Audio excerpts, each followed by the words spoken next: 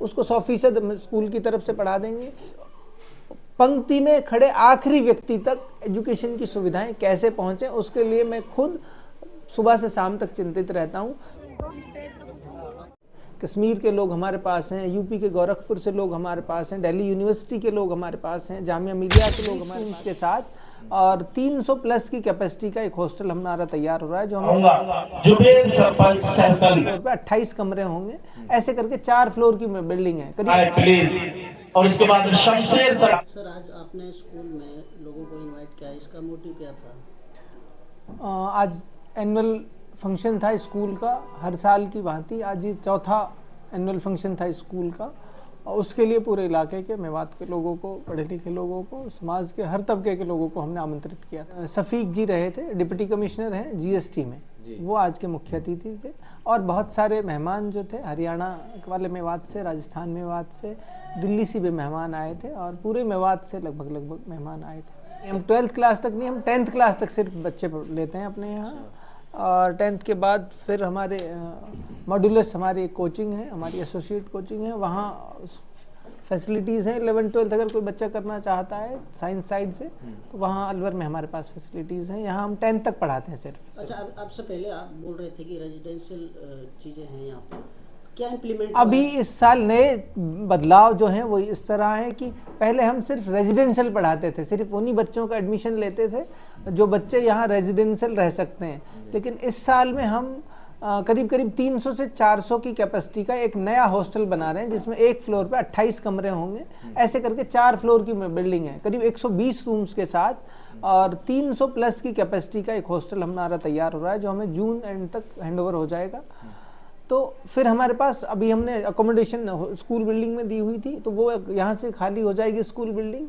तो नए सेशन में हम रेजिडेंशियल के साथ साथ आने जाने वाले जो बच्चे हैं, जो आसपास के गांवों के बच्चे हैं, जो सुबह आके दोपहर में शाम में घर चले जाते हैं, उस तरह के बच्चों को भी हम एडमिशन लेंगे। लिमिटेड सीट्स हैं उनके लिए, करीब 200 सीट्स पे हम इस साल ऐसे एडमिशन लेंगे जो बच्चे आके जा सकते हैं यहाँ से। कैसा जो मैनेजमेंट है वो आपने हायर किया है, किस तरीके का मैनेजमेंट? हमने प्रोग्राम में भी सारा स्टाफ अपना इंट्रोड्यूस कराया था। वो इसलिए कराया था कि आमतौर पे स्कूल्स क्या हैं, प्रोग्राम्स करते हैं, लोगों को बताते कुछ हैं, होता कुछ है। हमने सारा का सारा स्टाफ इसीलिए कहा कि चीज़ें पारदर्शी होनी चाहिए। सारे का सारे स्टाफ को हमने वहाँ स्टेज पर बुला के इंट्रोड्यूस कराया कि कौन स्टाफ कहाँ से पढ़ा हुआ है, उसकी क्वालिफिकेशन क्या है, और कौन से सब्जेक्ट में उसकी मास्टर्स हैं उसके पास। तो हमारे पास ऑलमोस्ट सारा स्टाफ मुल्क के अलग अलग जगहों से है। कश्मीर के लोग हमारे पास हैं, यूपी के गोरखपुर से लोग हमारे पास हैं, दिल्ली यूनिवर्सिटी के लोग हमारे पास हैं, जामिया मिलिया के लोग हमारे पास हैं।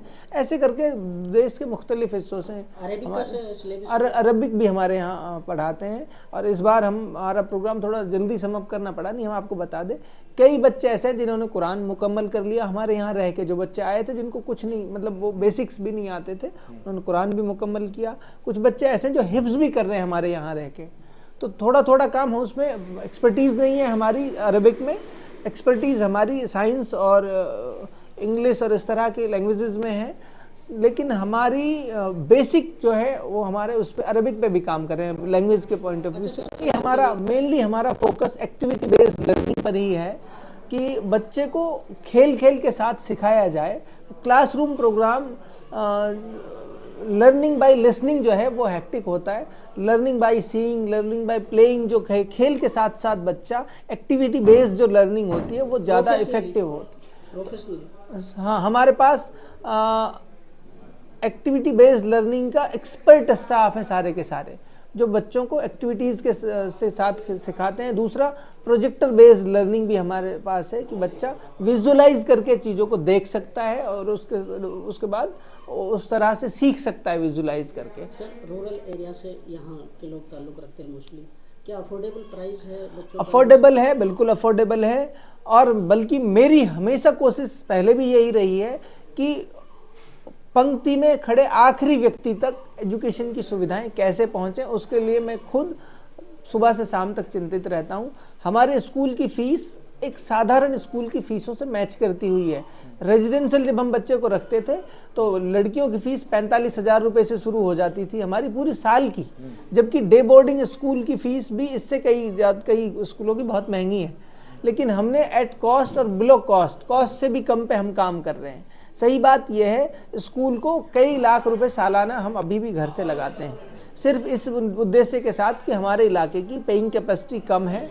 हमारे इलाके के लोगों को जब एजुकेशन का इम्पोर्टेंस पता चलेगा, इनको एजुकेशन में जब इंटरेस्ट आना लगेगा, मज़ा आने लगेगा, तो हो सकता है इनसे थोड़े पैसे और एक्स्ट्रा भी लिए जा सकते हों।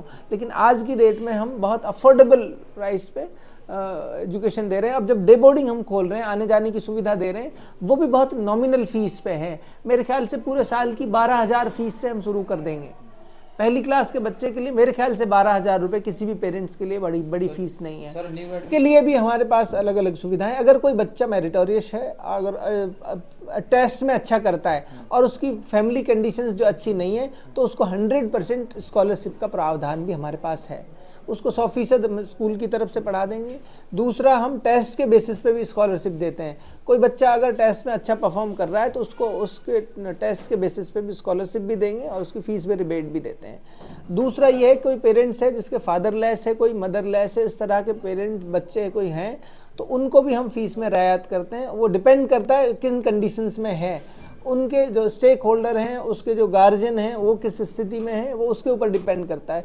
तो फीस कोई बैरियर नहीं है, पैसा कोई बैरियर नहीं है। अगर कोई बच्चा पढ़ना चाहता है तो वो स्कूल में संपर्क कर सकता है, हम उसकी हर संभव मदद करें।